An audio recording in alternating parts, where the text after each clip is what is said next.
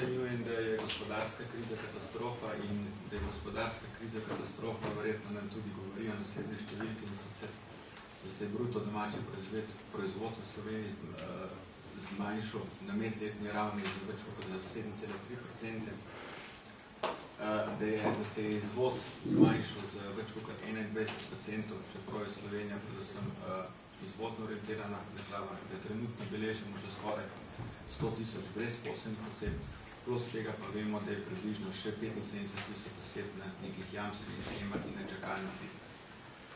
Javnofinančni dolg se je zvišal že na 32,6%, čeprav je še v lanskem letu bil 21,6%. Zaskrbljujoče pa predvsem podatek in sicer kazalnik gospodarske klime, ki se meri znotraj Evropske unije. Če Slovenija v letu 2008, v avgustu, bila še na 4. mestu, daleč od evropskim povprečjem, je bila prejšnjem mesecu na predzadnjem mestu z največjo izgubo teh števil.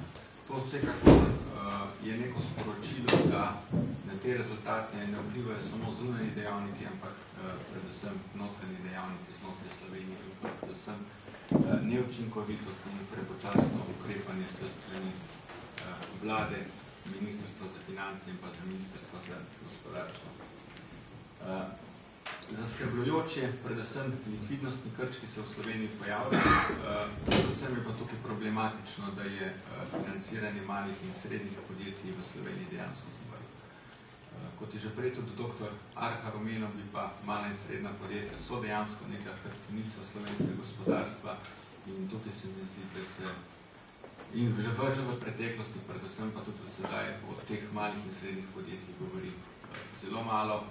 Nihče ne izpostavlja tega, koliko malih podjetij, podjetnikov je v tem zadnjem obdobju propadlo, govori se o nekih večjih sistemih, ker je to dejansko šok, ker je v danem trenutku 1500 ali 500 ali 1000 ljudi na cesti.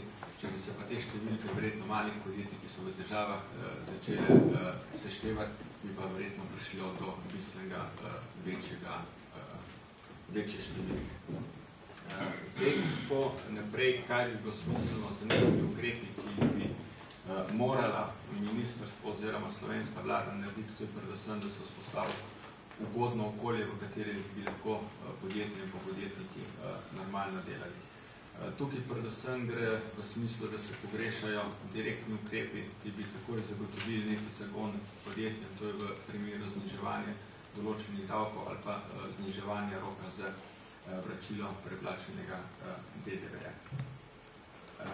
Potrebno je jasno uskladiti zakonodajo, tukaj mislim predvsem na finančno disciplino, ki je verjetno ena izmed največjih rak-ran malih podjetnikov, kajti vemo, da za nekatera večja podjetja 100.000 evrov mogoče ne predstavlja takšen znesek, kot mogoče neplačilo manjših zneskov za mala podjetja. Rdeča nit prejšnjih vladnih ukrepov so bili predvsem v nekem varčevanju. Jaz mislim, da je to čisto zgrešeno, čisto napačno, kajti podjetja